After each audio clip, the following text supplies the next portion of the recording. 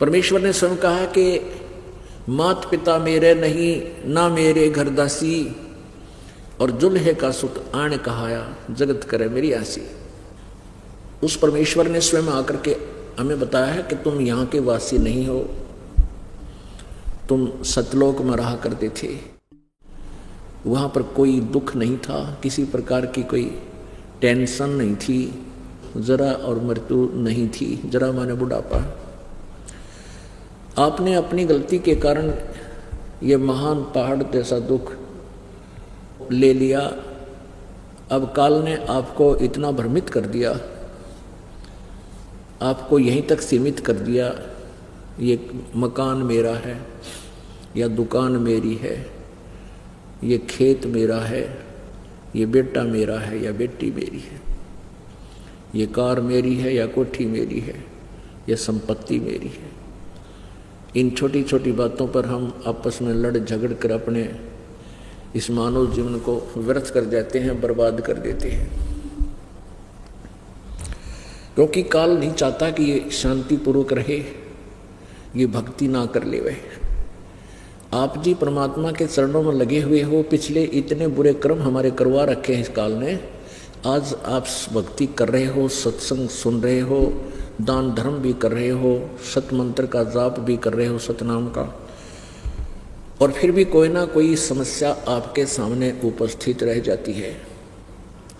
क्योंकि न जाने कितने जन्म जन्मांतरों से हमने केवल बुरे कर्म ही किए, अच्छे कर्म तो कभी परमात्मा से हम संपर्क में आए हैं किसी युग में, तब बन पाए। उन शुभ कर्मों के कारण हमें मानव शरीर तो मिलता रहा, लेकिन मानव शरीर पाकर हम सतभक्ति ना करके कोरे पाप इकट्ठे करते रहे। उन पापों का अब ढेर लगा हुआ है। तो अब परमात्मा हमारे उन संचित कर्मों को, जो पहले जन्म जन्मांतर के इकट्ठे पड़े, उनको ही फूकेगा, खत्म करेंगे, और प्रारब्ध में जो लिखे हुए कर्म हैं इनको विनाश करेगा। इसमें थोड़ा सा समय लगता है। उसके लिए हमें एक नियम बनाया परमात्मा ने कि जितनी साधना तू करता रहेगा, जितनी भक्ति करेगा, जितना पुण्य करेगा, धर्म करेगा, उसके एवरेज में उतनी ही तेरे पापों का मैं नाश करता रहूँगा। तो काल भगवान ने सबसे पहले हमारे साथ ये जुल्म किया कि वो वास्तविक मंत्र गुप्त करा दिया। ये सार नाम परमात्मा ने, ये सार शब्द परमात्मा परमेश्वर कबीर जी ने हमें बताया था जब हम काल के साथ आने लगे। क्योंकि अपने बच्चे का अपने माता पिता को ही दुख होता है, फिर भी उसने हमारे को एक चाबी दी थी कि ये मंत्र तुम भूलना मत। इस काल भगवान ने आते ही उस मंत्र का नाम और निशान मिटवा दिया। चारों वेदों में कहीं उसका जिक्र नहीं पाया। तब परमात्मा ने स्वयं आकर के वो सतज्ञान और सार नाम स्वयं बताना पड़ा। क्या कहते हैं? सो हम शब्द हम जग में लाए, सार शब्द हम गुप्त छुपाए। सोहम मंत्र, सोहम नाम भी परमात्मा कहते हैं हमने बताया कि किसी भी सदग्रंथ में, वेद और गीता में और पुराणों में, पुराण तो बाद में परमात्मा के नाम ज्ञान से कुछ परिचित होने के बाद इन ऋषियों की अपनी कथाएं, अपने अनुभव हैं। मुख्य ग्रंथ हैं पवित्र चारों वेद और पवित्र श्रीमद् भगवत गीता, जो वेदों का सारांश है। इनमें कहीं भी सोहम नाम नहीं है, और जो सोहम नाम देते हैं ये अन्य पंथ वो अधिकारी नहीं है। तो परमात्मा कहते हैं सोहम शब्द हम जग में लाए, सार शब्द हमने गुप्त छुपाए। तो वो सार नाम परमात्मा ने वहां हमें दिया था, लेकिन यहां हमें काल ने बुला दिया। फिर परमेश्वर ने आकर के अब ये बैन उठाया है सार नाम के आपको देने का। और अब भी कर्महीन इंसान इस मंत्र को पाकर फिर अपनी बकवाद करता है, इस स्थान को छोड़ जाता है, परमात्मा की शरण छोड़ जाता है। बड़ा दुर्भाग्य है उस प्राणी का, महापाप आत्मा हो जाएगा वो कुछ दिनों में। तो पुण्यात्मा, परमेश्वर कबीर जी ने आकर के हमें रह रह कर ये ज्ञान याद दिलाया कि तुम यहाँ के रहने वाले नहीं हो। चल हंसा सतलोक हमारा, और छोड़ो ये संसारा हो।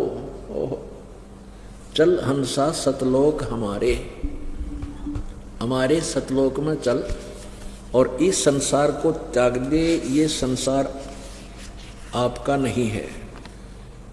चल हंसा सतलोक हमारे, छाड़ो ये संसारा हो। चल हंसा सतलोक हमारे, छोड़ो ये संसारा हो, छोड़ो ये संसारा हो। अपन आत्मा ये स्थिति आ जाएगी ना, तब सतलोक चला जाएगा। अभी तो हमारे पास 2 घंटे का काम भी ना छूटता, 2 दिन के लिए हमें हमसे यहाँ आना भी दुभर हो जाता है, और हमने जाना सतलोक, यह सब कुछ त्याग के, तो उसके लिए तैयारी हो रही है। ये दीर्घ रोग है, जन्म और मृत्यु का ये ट्रीटमेंट शुरू हो गया है, घबराना नहीं। ट्रीटमेंट शुरू हो गया है, सही ट्रीटमेंट, सही उपचार चल पड़ा। एक दिन आवेगा आपका यहाँ से अपने ऑटोमेटिकली इस भक्ति के प्रभाव से ये कति हृदय हट जाओगा। जैसे एरोप्लेन यानी हवाई जहाज जब चलता है, पहले वो ऐसे रेंगता है पृथ्वी पर, और थोड़ी सी देर चलकर 1-2 किलोमीटर ऐसे आकाश में चला जाता है।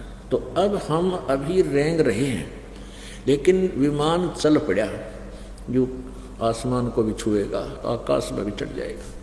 तो ये तरीका यही है, इससे उतरना नहीं है, इसको स्टार्ट रखना है, जारी रखना अपने कार्य को। क्या बताते हैं? चल हंसा सतलोक हमारे, छोड़ो ये संसारा हो। चल हंसा सतलोक हमारे, छोड़ो ये संसारा हो, छोड़ो ये संसारा हो। इस संसार का काल है राजा, जिन कर्म जाल पसारा हो। इस संसार का काल है राजा, जिन कर्म जाल पसारा हो। 14 खंड जाके मुख में बसत हैं, ये सबका करत आहारा हो, सबका करत आहारा हो। चल हंसा सत लोक हमारे, छोड़ो ये संसारा हो। चल हंसा सतलोक हमारे, छोड़ो ये संसारा हो, छोड़ो ये संसारा हो। भाई जार बार कोयला कर डारे, यो फिर दे अवतारा हो। जार बार कोयला कर डारे, यो फिर दे अवतारा हो। ब्रह्मा विष्णु शिव तन धर आए, और का कौन विचारा हो, और का कौन विचारा हो। चल हंसा सतलोक हमारे, छोड़ो ये संसारा हो। चल हंसा सतलोक हमारे, छोड़ो ये संसार हो, छोड़ो ये संसार हो। भाई सुर नर मुनि सब छल बल मारे, और 84 में डारा हो।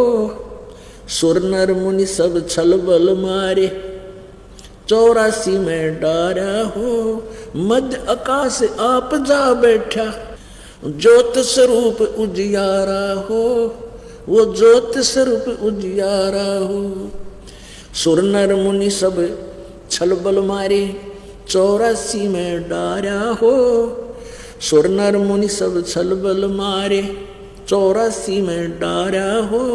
मध्य आकाश आप जहाँ बैठा, वो ज्योत स्वरूप उजियारा हो, ज्योत स्वरूप उजियारा हो। चल हंसा सत लोक हमारे, छोड़ो ये संसारा हो।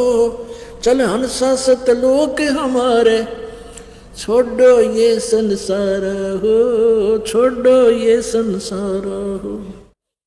भाई हुआ के पार एक और नगर है, जहां बरसे अमृत धारा हो। वहाँ के पार एक और नगर है, जहाँ बरसे अमृत धारा हो। श्वेत स्वरूप फूल जहाँ फूले, अंसा करत विहारा हो, अंसा करत विहारा हो। चल अंसा उस सतलोक हमारे, छोड़ो ये संसारा हो। चल हंसा सतलोक हमारे, छोड़ो ये संसार हो, छोड़ो ये संसार हो। भाई कोटि चंद्र सूर छप जा, कोटि चंद्र सूर्य छप जा, जाके एक रूम चमकारा हो।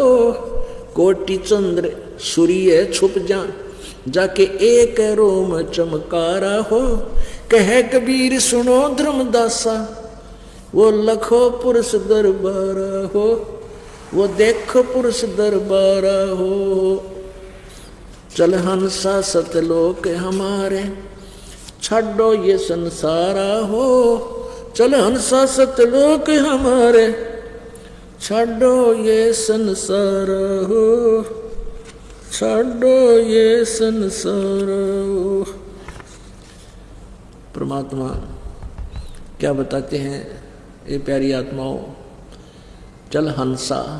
पुण्यात्माओं, सतलोक में हम तभी जा सकेंगे जब हम हंस हो जाएंगे। हंस एक पक्षी होता है, वैसे तो हंस आत्मा मनुष्य को ही कहा जाता है, लेकिन हम मनुष्य के गुणों से भी गिर गए, उस व्यवहार से भी हम नीचे जा चुके हैं। हंस किसे कहते हैं? अब हंस का प्रमाण देकर के हम अपने इस आत्मा रूपी यानी अच्छी आत्मा रूपी हंस को तुलना करेंगे। हंस एक पक्षी होता है, बुगले जैसा उसका शरीर होता है, सेम टू सेम इतना ही आकार होता है लगभग। और वो हंस क्या करता है, किसी समुद्र या तालाब के किनारे, झील के किनारे होता रहता है, तो वहाँ वो मोती खाता है। मोती खाता है वो और कोई जीव जंतु नहीं खाता। और उसमें एक गुण दिया परमात्मा ने, जैसे एक गिलास दूध में एक गिलास पानी डालकर उसके सामने रख दो, वो दूध को पी लेगा, पानी को ऐसे एज इट इज छोड़ देगा। उसको ऐसा गुण दिया है प्रभु ने। तो यहाँ परमात्मा कहते हैं जो भक्त हैं, जो मानव शरीरधारी प्राणी हैं, जब वो हंस हो जाएंगे तभी सतलोक चलने योग्य होंगे। हंस का अर्थ है दूध और पानी छान लेंगे, यानी सत्य और असत्य भक्ति को पहचान लेंगे और अपने हानि लाभ को जानने लग जाएंगे, तब आप हंस होगे। और आप बीड़ी, शराब, मांस, तम्बाकू, चोरी, ठगी, जारी, बकवाद, डाके इनको त्याग दोगे। यह हंस व्यक्ति में ये नहीं हो सकती। कहते हैं ठीक है, अनजानपने में आपसे किसी से भी कोई भी बुराई हो सकती है, ऐसा गंदा लोक है ये। और जब ज्ञान होता है वो पुण्यात्मा तुरंत त्याग देते हैं, एक पल भी नहीं लाते हैं। एक बलख बुखारे का बादशाह था, इराक के अंदर एक बलख शहर है, बहुत धनी था, बड़ा ठाठ बाट थे, 16,000 रानियां थी, 10 और 18 करोड़ घोड़े थे। जब ज्ञान हुआ ना, तुरंत त्याग गया। कहते 18 लाख तुरा जिन छोड़ी, पद्मनी 16 संस, एक पलक में त्याग गए 100 सतगुरु के हंस। 18 लाख तुरा माने घोड़े, 18 लाख तुरा जिन छोड़ी और पद्मनी 16 सहंस, एक पलक में त्याग गए 100 सतगुरु के हंस। इसके साथ पिछले संस्कार संयोग भी बहुत साथ देते हैं। आप आज के नहीं हो, आप बहुत युगों से इस परमात्मा के मार्ग में संघर्ष कर रहे हो, लेकिन ये काल के दूत परमात्मा से आपको दूर कर लेते और यहीं रख लेते। कहते हैं संतों से ती मस्करी, ये चोरा नाल खुशाले, मल अखाड़ा जीतेंगे ये युगन युगन के माल। माल माने पहलवान, रेसलर। आप युगों युगों के पहलवान हो, युगों युगों की इस भक्ति मार्ग के में एक्सरसाइज करते हुए आ रहे हो, और आप ही पार होगे, आप ही जीतोगे इस मल अखाड़े को। जो भक्ति करता ही नहीं, नाम लेता नहीं, सारा दिन बकवाद गड़े, बुराई करे, वो तो उसका अकाउंट ही न्यारा है। तो क्या बताते हैं, पिछले संस्कार हैं आपके बहुत अच्छे हैं। रांडी ढांडी ना तजे, ये नर कई है का आगे, बलक बुखारा छोड़ दिया कोई थी पिछली लागे। जब ये इब्राहिम सुल्तान अदम बलक बुखारे का बादशाह घर त्याग कर चला गया, केवल एक कंबल बांध रहा था, जैसे ये बाबा जी बांध लिया करें, एक चादर ने ऐसे गल में गांठ ला लिया करें, अकेली एक चादर होती है ऐसे, और एक झोपड़ी के पीछे बैठ गया। वर्षा थोड़ी थोड़ी हो गई थी, और झोपड़ी के अंदर एक पति पत्नी दंपत्ति, बस ना कोई संतान उनका, एक गाय ले रखी, 1-2 एकड़ जमीन होगी। तो वो क्या बतला रहे हैं आपस में, जब वर्षा हो रही थी कि ईब मारे इसे ठाठ हो जाएंगे, बलक बुखारे के बादशाह के भी नहीं होंगे। बलक बुखारे का बादशाह बहुत ज़्यादा अमीर था, उसका नाम गिना जाता था, उसकी चर्चाएं चलती थी, और वो पीछे बैठा सुन रहा था। उसने सोचा इसी के मौज हो जाएगी इनकी, क्योंकि वर्षा, उनका उद्देश्य था कि वर्षा होगी और घास हो जाएगा खूब, और गाय अच्छा दूध दिया करेगी, ठाठ हो जाएंगी, खूब दूध पिया करेंगे। बलक बुखारे के बादशाह के भी कोई ना। अब बलक बुखारे का बादशाह उस अड़ंगे ने छोड़ कर वहाँ बैठा उनकी झोपड़ी के पीछे, क्योंकि वर्षा हो रही थी, ठंडी हवा चल रही थी, सर्दी से बचने के लिए आड़ पकड़ रखी थी। तो सुबह उठ कर उसने उनको सलाम वालेकुम किया। तो वो कहने लगे, भाई कौन है तू? बाबा जी है कहाँ भाई? बाबा जी सुईब में।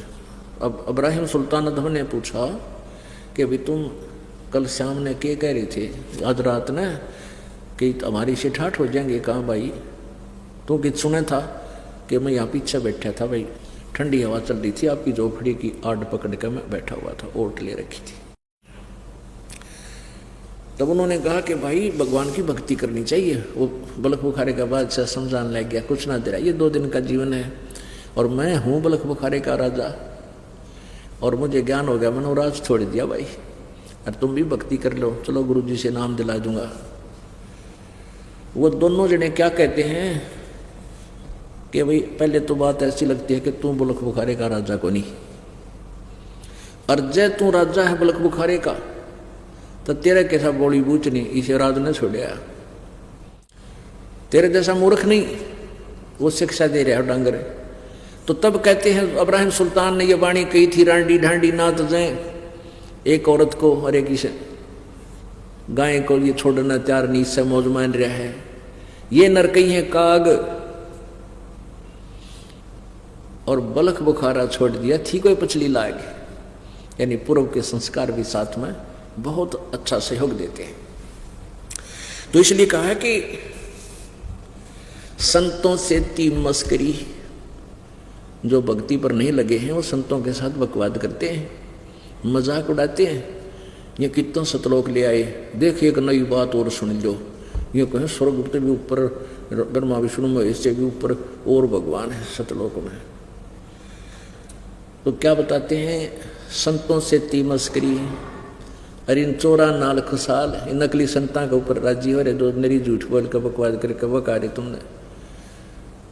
और कहते हैं मल अखाड़ा जीतेंगे, ये युगन युगन के माल, यानी बहुत युगों से आप भक्ति करते आ रहे हो, इस करके ये दाव आपका बहुत ही जो है ना एडवांस लग गया, बहुत पहले सूत बैठ गया आपका, और किसी की ना सुनियो भी, कोई कुछ भी कहो कहते रहेंगे, वो अपनी उनको इतना ही ज्ञान है। अब हमने ज्ञान हो गया तो हम उनकी कैसे मानेंगे, सवाल ही पैदा नहीं हो सकता। तो क्या बताते हैं,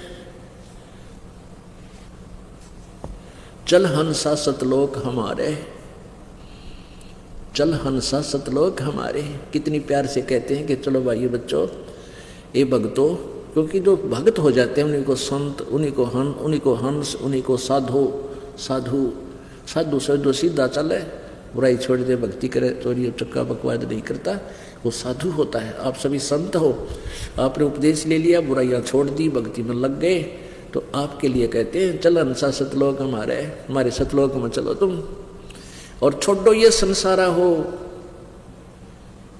अपने आत्माओं ही बिनो का ना, छोड़ो ये संसारा हो, तूने कह क्यों छोड़ा भाई, बालक बच्चे छोटे छोटे, पुण्यात्मा या तो इसी बीमारी ला रखी, काल ना मारे। इब तो बालक छोटे, फिर पोते छोटे, पोती छोटी, वह छूटे ना, इतना मृत्यु हो जाए कि तो गधा बना पाए। अब परमात्मा कहते हैं जो जन मेरी शरण है ताका हूँ मैं दास, और गेल गेल लाग्या फिरूं जब तक धरती आकाश। एक बार मालिक कहते मेरी शरण में आ गया तेने काट के छोड़ूंगा, लेकिन टाइम तो कितना ले लिए तुम। उस जैसे ही हम करा कितने जन्मों से यही धक्के खा रहे हैं, और दयालु फिर आकर मैं नए सिरे से फिर चार्ज कर जाता है। ऐसे ही वो हमारे साथ रहते हैं परमात्मा। एक किसान था जाट, और उसके पास परमात्मा गए। वो पिछला संस्कारी था किसान। वो जब 20, 22, 25, 30, 20, 24 साल का, 25, 30 साल का था, तो उसे समझाने लगे। घर पर रुक के जाके, जैसे सामने दोपहर में चले गए, बैठा था, चर्चा चली, भाई भक्ति करनी चाहिए, भगवान का नाम लेना चाहिए। पुण्यात्मा जो होती है ना, ध्यान से सुनती हैं, लेकिन काल का जो दबाव है वो अवश्य उसके साथ रहता है। तो किसान ने कहा बाबा जी बात तो तेरी सच्ची है, आप बात तो सही कह रहे हो बाबा, लेकिन कुछ तो देख, छोटे छोटे बच्चे मेरे हैं, इन पाल पोष दूँ, अपना फर्ज तो पूरा कर दूँ। परमात्मा ने कहा भाई देख, वो तो बात तेरी ठीक है, लेकिन भक्ति में बच्चों ने भी पाल, भक्ति भी कर, और अपना खेत भी जोत, और दूसरी बात ये सोच ली तेरी मृत्यु हो जा तो फिर इन बच्चों ने कौन पालेगा? माँ के पेट में भी तो उसी ने पाला इनको। तो किसान नाराज हो गया, महाराज जी तो कसौण ना करे हमारे, क्यों मर जा मई पे, ऐसी बात फिर मत कह दिए, ऐसी आप शब्द नहीं बोलिया करते। परमात्मा ने सोचे भाई सच्ची तय कड़वी लग गया करे। तो और फिर भी किसान ने सोचा बाबा जी हवाई के देखो जंतर मंत्र कर देने, बोला महाराज जी अब तो मुझे अपना कुछ कर्तव्य कर्म करने दे। ईसन कर्तव्य कर्म मान रहे हैं हम, केवल पेट बन के धंधे ने बालक प्रवेश कर देनी, और ये बच्चे बड़े हो जाएंगे, इनके ब्याह शादी कर दूंगा, फिर मैं भक्ति कर लूँगा, आपका उपदेश ले लूँगा। परमात्मा आगे बच्चा का ब्याह कर रखा, बच्चा का बच्चे भी हो गए, काम संभाल लिया बच्चा ने। तो परमात्मा कहने लगे वे राम किसान राम राम, राजा महाराज जी राम राम। पछाड़ा मुझे, मैं वही हूँ जो आपके पास पहले आया था, आप कह रहे थे भाई बच्चा ने की शादी कर दूँ फिर भक्ति करूँगा। ये तो शादी कर दी और पोते हो रहे हैं, अब तो नाम ले ले। बोला बाबा जी अभी और डट जा, अभी और रुक जा, बालक छोटे छोटे पोते हैं, बच्चे खेत में काम करते हैं, मैंने बालक खिलाने पड़े पोता पोती, तो खेत में जो है ना काम में बाधा बनेगी। जब मैं भक्ति करने लायक गया था, कहने का बाबा नहीं मान्या, अब फिर देखूंगा। 5-7 साल के बाद परमात्मा फिर गए, वहाँ उसी घर में पहुँचे, पता लग गया बूढ़ा मर लिया, 3 साल हो गए 4 साल हो गए। खेत में पहुँचे, वही व्यक्ति अपने परिवार में गाय के यहाँ जन्म लिया, बैल बन गया, और अपने ही उसके पुत्र उसको खेतों में हल जोत रहे, उसका मारे कड़ में लठ, और चल सीधा हो बाबू। वो बाबू न के मेरा था पिताजी है। अब वहाँ पहुँचे, उस हल रुकवा लिया, वो बच्चे भी जान गए, 1-2 बार आए थे, बाबा जी कहा जाओ, महाराज जी कहा गया भाई। उस रुकवा के उस बैल के कान में कोई मंत्र बोला, ये कोई बात करी। परमात्मा ने कहा कर भगत के कौन था, क्या कह रहा था, क्या कहा करता मैं तेरे तय, भक्ति कर ले, देख के सांगले कर रहा, तेरा कितना दुख पा रहा तुम, और किस कभी समय पर आहार नहीं है, नाक में नाथ गलवा ली और बैल बन गया तुम। अब भी मान जा, तेरा शरीर छुटवा दूंगा बैल का, तू मर जाएगा भी, और तुझे मनुष्य जन्म दिला दूंगा, दे दूंगा मैं। तो बैल क्या कहता है, बाबा जी तेरा दिमाग खराब हो रहा है, जब मैं इब मर गया इन बच्चों का काम कौन करेगा? को ऐसा ही बैल आओगा जो नकली सा, और थोड़ा काम करेगा, मेरे बच्चा के टोटा हो जाएगा, तो अपना काम कर, मैंने करने दे, काम कार्य करने दे। परमात्मा ने सोचे तो बहुत निकम आदमी भाई, फंस गया कसूता। अब परमेश्वर कबीर जी चले गए, 2-4 वर्ष के बाद वो बैल की मृत्यु होगी, वो सर्प बन गया, और सर्प की एक आदत होती है, उसमें एक ऐसी सेंस देता है भगवान कि जिस घर में जहाँ उसने कभी धन दाब रखा हो, अब कई बार बूढ़े मर जाते हैं, 100-200 रुपये चांदी के दबा देते थे जमीन में, वो याद रहे तेरी बच्चों को बताना, उनकी टिकट कट जाती, फिर वह सर्प बन के वहाँ घूमया करते, वो धन मेरा यहाँ दब रहा है, उड़ा बैठ जा आके, फिर घर के तोड़ दे उसकी, तो सांप ने कौन टेकन दे घर में। तो वो बूढ़ा सांप, वो बैल की शरीर छोड़कर सर्प बन गया। सर्प बन के वो आसपास की तो जन्म हो गया, फिर पहुंचा घर में, अपने जिस हवेलियों को वो बनाकर अपने हाथों से निर्माण करके मरा था, उसके बीच में पहुंचा साल में, तो वहां धन जहां उसने थोड़ा 100-200 रुपये दाब रखा था, वहां बैठा गिडली मिंडली मार के। उनकी पुत्र बधुओं ने देख लिया, उन्हें शोर मचा दिया, वो बेटे आए, उस सर्प का लागे लठ मारन, वो एक मोरी में का निकल गया, निकलते निकलते का 1-2 लठ लाग गया, और वो बाहर निकल के झाड़ बोझड़ों में फंस जाकर बैठ गया, पड़ गया, और वहाँ पड़ा सुस्क है कि लठ लाग गया, साकड़ी टूट रही। अब परमात्मा वहाँ गए, कहने लगे भगत ये बता के सलाह तेरी। न्यू बोला महाराज जी आपकी शरण में ले लो मेरी, अब छुटवा दो मेरा शरीर, आपका बहुत भला होगा। कोई नहीं किसी का। न्यू बोला अरे मान्या था पर सांकड़ी तोड़वा का मान्या तुम, और जब तू पहले मान जाता मैं तेरे कद कहने लगा था कोई किसी का कोई ना, आज तेरे समझ में आई कोई नहीं किसी का, तेरा लठ लाग लिया कड़ में, टूट लिया 3 जगह तक। तो पुण्यात्मा में सांकड़ी तोड़वा तो पहले आ जाता, घना अच्छा भगवान आत्मा होता है। तो ऐसे हमारा आज मृत्यु की परमात्मा कहे हैं कि तुम छोड़ दो ये संसार, कोई ना मन, लेकिन कुछ दिन में ऐसा आएगा कि परमात्मा देखो पुण्यात्मा, जैसे आपको कैसे वहां जाना अच्छा लगेगा। एक तो ये पक्का समझ लो कि आपकी मृत्यु होगी, हम सबकी मृत्यु होगी, यूं शरीर छूटेगा, इसमें तो दो राय को जा। और इसका ये भी नहीं पता कब छूट जा, इसका ये भी कोई जरूरी नहीं है कि हम 100 वर्ष तक जीवेंगे या 80-90 वर्ष तक जीवित रहेंगे ही रहेंगे। नो, ये भी अप्रोक्सीमेशन है, आइडिया सा लगा रखे हैं। अब मृत्यु तो होनी ही होनी है। जब तक भगवान ने श्वास दिया इतना भक्ति करे, आज से जिसा छुट्टे दान करे, चालन की तैयारी, सतलोक में आस्था रखे। ठीक है, कभी भी मृत्यु हो, ये तो होगी एक दिन। और परमात्मा कहते हैं कबीर मैं तो जब डरूं, कबीर मैं तो जब डरूं, मेरे ही संग होवे, मौत बुढ़ापा आपदा सबका हुकुम होवे। तो कबीर जी कहते हैं, परमात्मा हमें उदाहरण देते हैं कि दुख तजब माना ना मेरी गेल या न्यारी बिजली गिरती हो। कहते हैं मौत और बुढ़ापा और ये आपदाएं, कहते सब काम है, किसी के 2 दिन पीछे, किसी के 2 दिन पहले।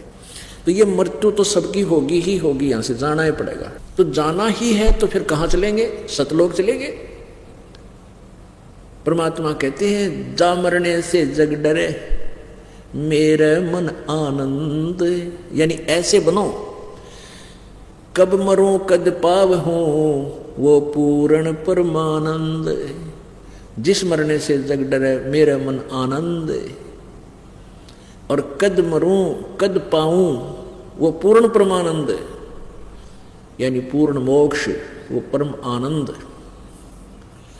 तो यहां से एक दिन आपका शरीर जागा ही जाएगा। तो फिर ये क्यों ना सोचने कि फिर दोबारा जो आस्था यहाँ किसी बालक में, किसी कार कोठी बेटा बेटी में, या अन्य किसी संपत्ति या मित्र में रहेगी, तो फिर जन्म हो जाएगा और फिर यही प्रोसीजर शुरू। असंग जन्म हो गया, हमने धक्के खाते हैं, तो क्यों ना अपने उस सतलोक में चले। पुण्यात्मा, एक ऐसी स्थिति आओगे, आप इतने परिचित हो जाओगे उस सतलोक से, आपका यहाँ से जाते समय कति दुख नहीं होगा आपको। ये तो एक कवर छोड़ना है ऊपर, जैसे सांप कांचड़ी छोड़ जाया कर। ये शरीर तो ऐसा है, अंदर इसका ओरिजिनल और बहुत ही अच्छा शरीर है। तो जैसे हमने ये पुराना आश्रम था, वो बुरा नहीं था, हम वहाँ रहा करते थे, वहाँ से हमने भक्ति करी, ज्ञान दिया, भक्तों के पास प्रचार किया था। हमारे घने बच्चे हो गए, बंदी छोड़ गए, तो ये परमात्मा की दया से ये बड़ा आश्रम बन गया, उससे ज़्यादा सुविधाएं हमारे पास होगी तो हम उसको आप पे छोड़ आए यहाँ आगे। अब वहाँ जानना आप पे जी ना करता, कतीनों नहीं आ किसी ने के ऊपर छोड़ जाएंगे, क्योंकि इससे बहुत बड़ा कई गुना बड़ा और कितना सुंदर आश्रम हमें मिल गया। तो ऐसे ही जब हम यहाँ से चलेंगे, कुछ दिन पहले आपको ऐसा आभास होगा कि वो सतलोक आपकी दृष्टि में रह कर चमके मारेगा, कभी कभी, सदा नहीं। और आपको वो जहाँ आपका रेजिडेंस आप छोड़ कर आए हुए हो वो इतना सुंदर और इतना विशाल है कि यहाँ की आधी पृथ्वी हो, इतने वहाँ पर सुंदर, इतना हर तरह के हीरे पन्ने जवाहरात वहाँ पर जड़े हुए, जहाँ जैसे आज के लगाते हैं ना चिप्स जगह जगह, ऐसे तो वहाँ हीरे पन्ने जवाहरात जड़े हुए आपके मकानों में जहाँ तुम छोड़ के आए हो। तो जब आपको ये दिखेगी यहाँ तो मृत्यु होगी होगी, और वो जैसे ही हमने तुरंत दिखाई दे था अपने आप छोड़ के आएगी, उसने छोड़ा, याद भी ना आता। और बुरा नहीं, क्योंकि वहाँ भी हमने अपना काम चलाया, वहीं से हम इस प्रोग्रेस को प्राप्त कर पाए। तो ऐसे ही हम उस सतलोक में इतनी आसानी से जा बैठेंगे, इधर झांका भी को नहीं। तो ये तुम याद रखना, क्योंकि रह कर सत्संग के अंदर ये बात याद दिलाई जाती है। तो ये चिंता ना करना कि बालक के ऊपर छूटेंगे, ये अपने आप आ जाएगी मन में। एक ऐसी भक्ति साथ चलेगी, भक्ति, सिमरण, दान, धर्म, सेवा, ये ऐसी सतिथि बना देगी। और फिर बच्चों का रक्षक भी भगवान होगा, क्योंकि आपके सामने दिखा देगा ऐसी रक्षाएं करता हो। और आपको परमात्मा बहुत अच्छी समय देगा, आयु भी आपकी पूर्ण देगा आपको। और फिर बुढ़ापा में यो शरीर आप पर हाथ जुड़वा देगा। बुढ़ापा जब आ गया, यो शरीर आप पर हाथ जुड़वा देगा। यूँ कहे भगवान छुटवाओ इस बीमारी तो पांडा, योग के जीवन है बुढ़ापे में थोड़ी बहुत ठूठा रखेगा भगवान, ताकि आड़े तो मन हट जाए और बाकी दुखी ना होने दे अपने बच्चों को, रह कर साथ रहेगा। तो यहाँ से मन हटाने के लिए थोड़ी बहुत आपके ऊपर परमात्मा आपत्ति छोड़ने रखेगा, क्योंकि कहते हैं सुख के माथे पत्थर पड़ो। जब अंत समय तक आपने घना सुख हो गया नहीं नकली, तो भगवान कति अवश्य बोलोगे, ये बट नेचुरल है। पर आप अंडर ट्रीटमेंट रहोगे, भगवान के दरबार में रहोगे, शरण में रहोगे, फिर ये परमात्मा आपको विचलित ना होने दे। सुख के माथे पत्थर पड़ो, नाम हृदय से जावे, बलिहारी उस दुख के जो पल पल नाम रटावे। परमात्मा कहते इसे सुख आग लगे तो भगवान कितने भूल पड़े, आग लगे इसे रात और पाठ कर, चाहे ठाठ बाट कर, जिसे भगवान की भूल पड़े। और बलिहारी उस दुख के जो पल पल नाम रटावे। हे परमात्मा ऐसा सुख भी ना देना जो तेरे से दूर हो जाऊं, और परमात्मा इतना दुख भी दिए रखना तेरी याद बनी रहे।